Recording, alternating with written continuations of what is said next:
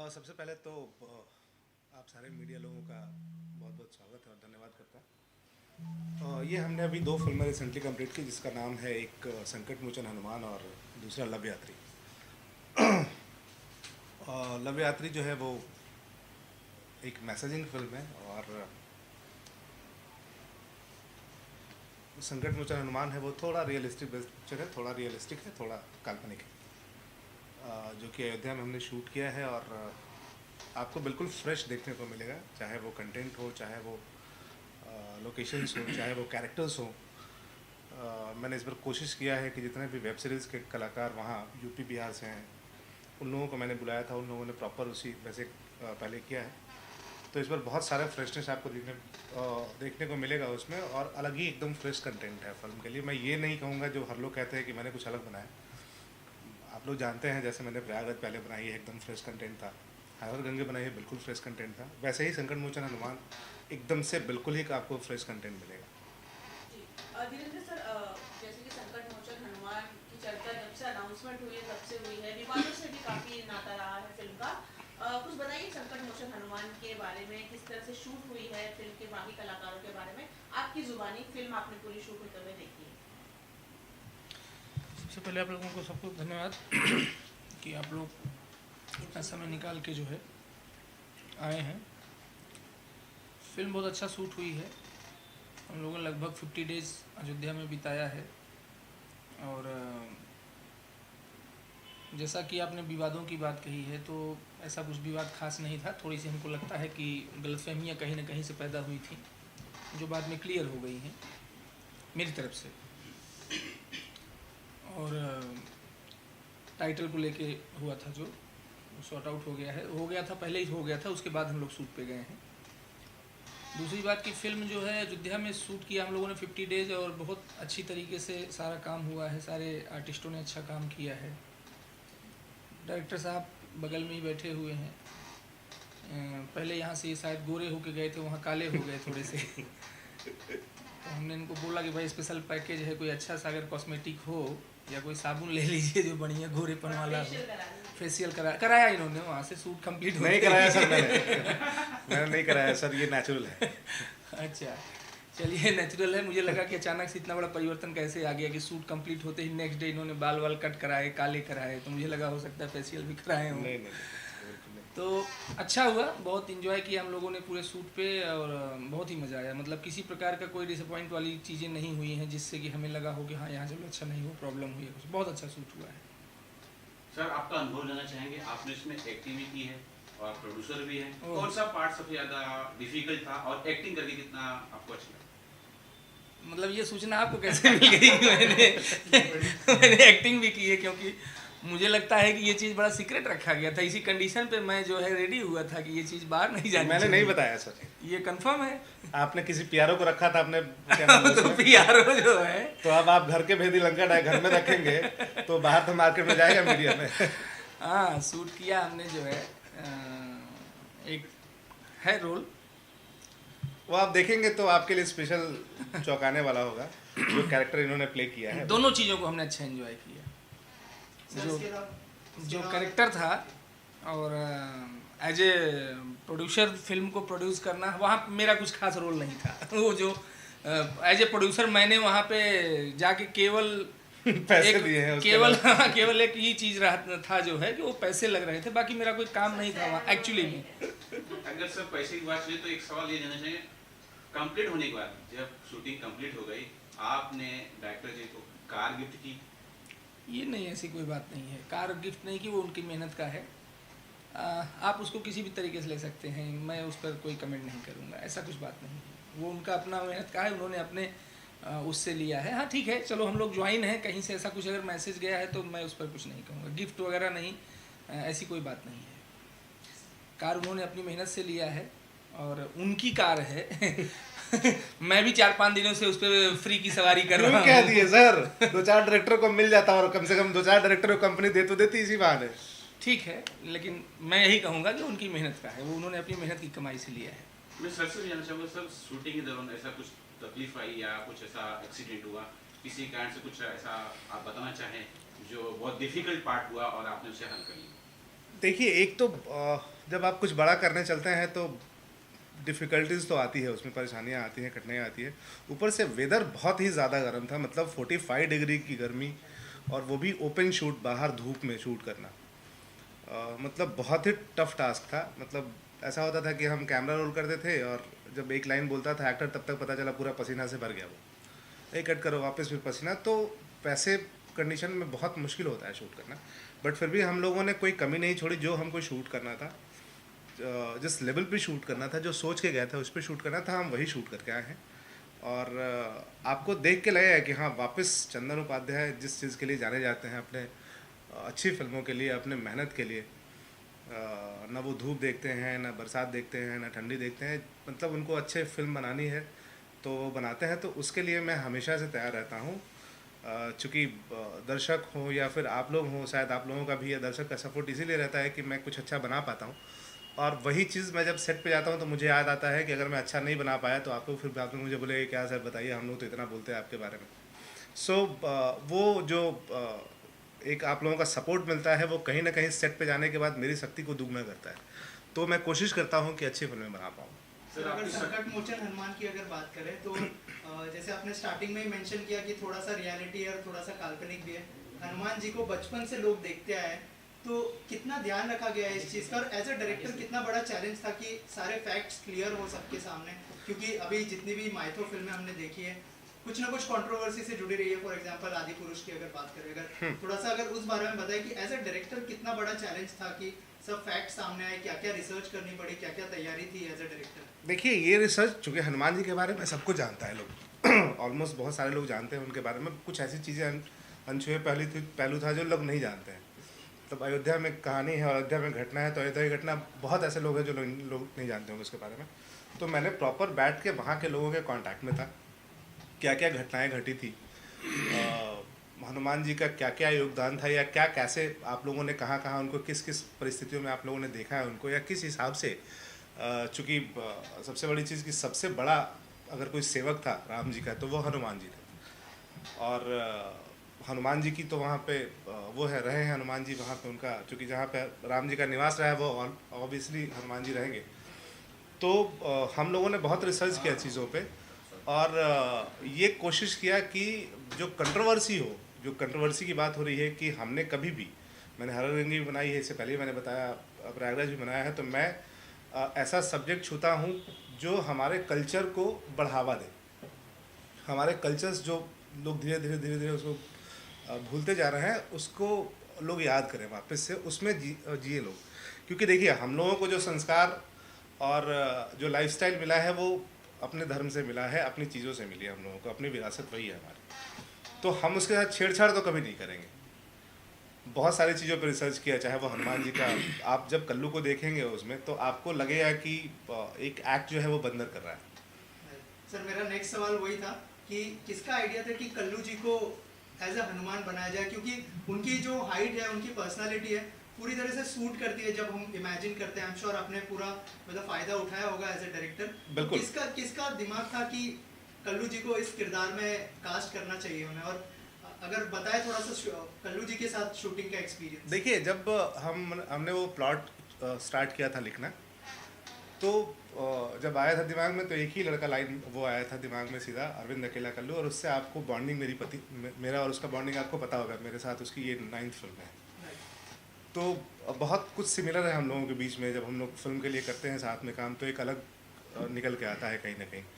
और बहुत सपोर्टिव है हर चीज़ में। मतलब ये कभी नहीं बोलेगा कि भैया ये अच्छा नहीं लग रहा है या ऐसा कुछ है। वो उसको पता है कि मैं किस लेवल पे जाके प्लान करता हूँ। उसके बाद मतलब वो सोचता है कि अच्छा इस सीन ऐसे कुछ शूट होने वाला है, तो कुछ हम लोग ऐसे शूट करते हैं कि वो हर सीन में चौंकता था, अरे इसको आप ऐसे शूट कर रहे थे, हमको तो पता ही नहीं था ऐसा भी शूट होता है। सो बहुत इंटरेस्टिंग था उसके लिए, एंटरटेनिंग था हर सीक्वेंस उसके लिए, कि अच्छा ऐसे भी शूट होता है ये सीक्वेंस क्या।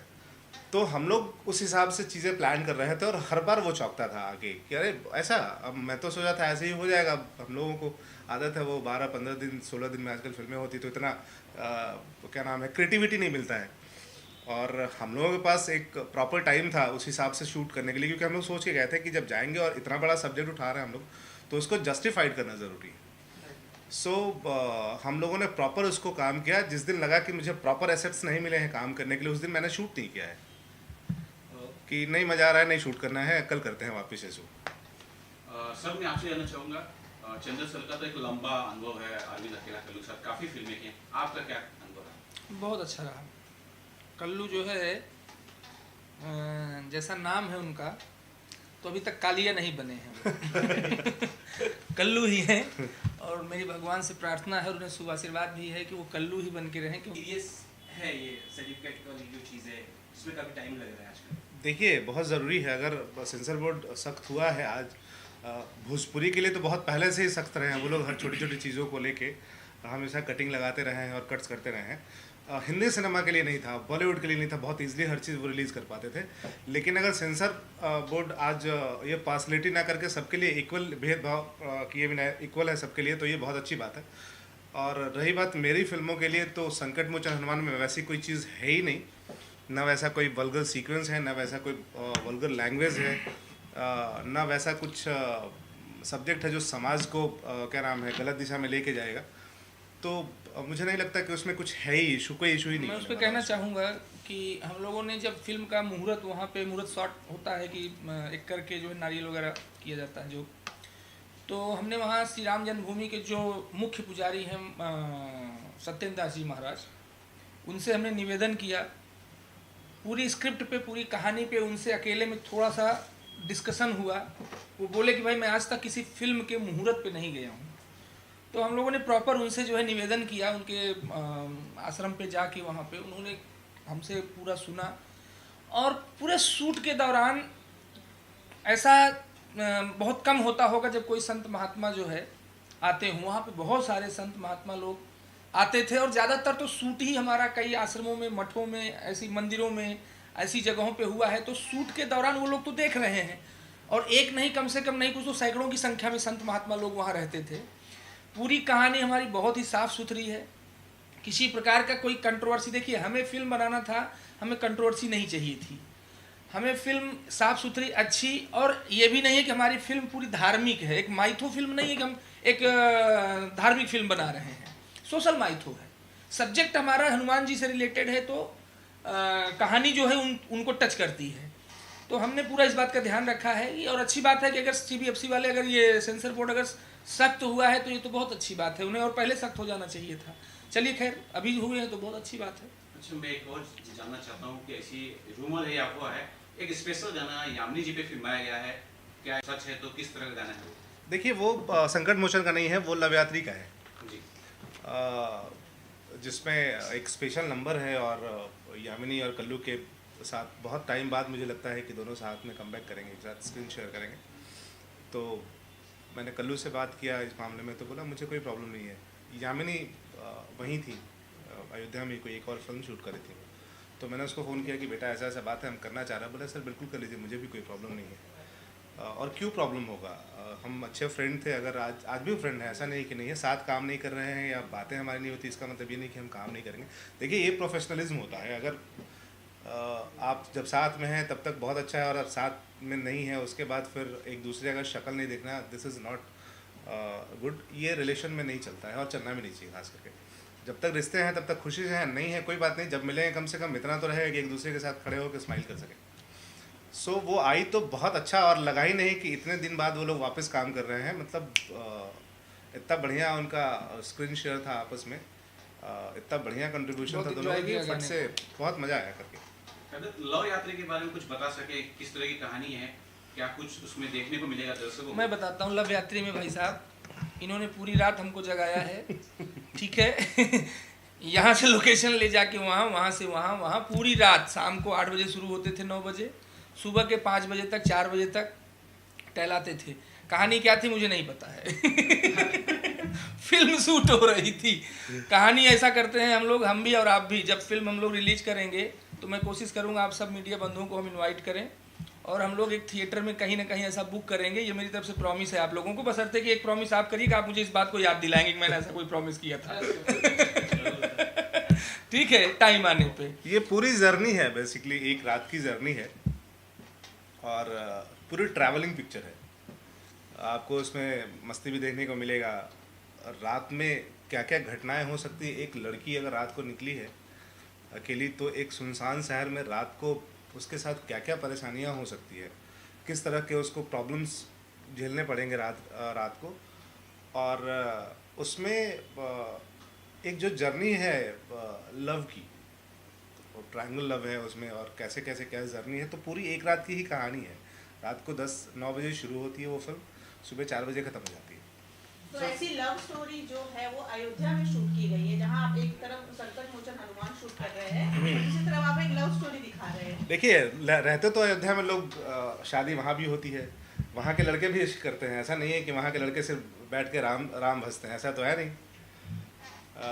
राम भजने का समय होता है, घर से निकलने से पहले राम भज के निकलते होंगे। तो एक्चुअली कहानी जो है वो माँ बाप बेटी इन पर निर्भर, मतलब इन पर जो है कहानी जो है। तो आजकल के ज़माने में बच्चे जो है अक्सर जो है कुछ ऐसी गलतियां कर जाते हैं जो वो अपने माँ बाप को उनके नहीं पता रहता है। बाद में वो धक्के खाते हैं, तकलीफ़ें उठाते हैं, फिर उन्हें एहसास होता है कि मेरे माँ बाप ने जो मुझे समझाया था, कहा था, जो संस्कार देते हैं बचपन से, वो सही होता है। तो कहानी ऐसी है, लव ट्रायंगल है, तो लव तो हर कहानी में होता है। रामायण में भी था, महाभारत में भी था, सब जगह था। लेकिन उसका जो कहानी का जो प्लॉट था, जो घटनाएं हैं, वो डिपेंड करता है। और क्या नाम है, रही बात अयोध्या की और राम जी की, तो राम जी ने तो मतलब वो किया था जो शायद ही आज काशी करते होंगे। मतलब सीता जी को पाने के लिए उन्होंने पूरा धनुष तोड़ा था शिव जी का, तो उससे बड़ा क्या हो सकता है। तो ऐसा कुछ नहीं है, आप अयोध्या में शूट कर सकते हैं, बशर्ते कि आप साफ़ सुथरी फिल्म बनाएं उसको। वो जो शहर है, इतना पवित्र शहर है राम जी के नाम से, और वहाँ के लोग बहुत अच्छे हैं, खास करके वो सारे वहाँ के जितने लोग हैं बहुत कोऑपरेट किया उन लोगों ने। तो अच्छी बात है, करना चाहिए वहाँ पे शूट, हर तरह की फिल्म है। मैंने उससे पहले कल्लू की दुल्हनिया मैंने वहीं बनाई थी। जी धीरेन्द्र सर, जैसे कि भोजपुरी थिएटर्स बहुत कम रह गए हैं, बहुत थिएटर्स की हालत काफ़ी अच्छी नहीं है, फिल्म के रिलीजिंग को क्या सोचते हैं आप? क्या मल्टीप्लेक्स में भी फिल्म देख सकेंगे दर्शक? ये आपने सही सवाल किया है। इसके बारे में कुछ एक इंटरव्यूज़ वहाँ पे हुए थे, मैंने उस पर बोला था, मैं फिर से आप लोगों से बोलूँगा कि हम संकट मोचन हनुमान को जो है बड़े पर्दे पे मल्टीप्लेक्स में ही लेके आ रहे हैं। और हमारी कोशिश है कि जितनी जल्दी से जल्दी हो सके, क्योंकि पोस्ट प्रोडक्शन में डाला गया है, कितना टाइम लगेगा कितना नहीं लगेगा वो थोड़ा अभी तुरंत कहना थोड़ा सा मुश्किल है, लेकिन जितनी जल्दी हो सकेगा हमारी तरफ से कोशिश है, और हम लोग मल्टीप्लेक्स में ही लेके आ रहे हैं। अब टाइम जब थोड़ा और नज़दीक आएगा तो शायद हम आप लोगों से फिर से मिलेंगे, फिर अनाउंसमेंट इस बात का करेंगे कि हम किस तरीके से, क्योंकि थोड़ा प्लान जो है वो बनाने में हमें थोड़ा सा 10-20 दिन का वक्त चाहिए, जब तक ये ना कंफर्म हो जाए कि हमारा पोस्ट प्रोडक्शन में कितना टाइम लगने वाला है। तो मल्टीप्लेक्स में ही लेके आ रहे हैं, ये कंफर्म है।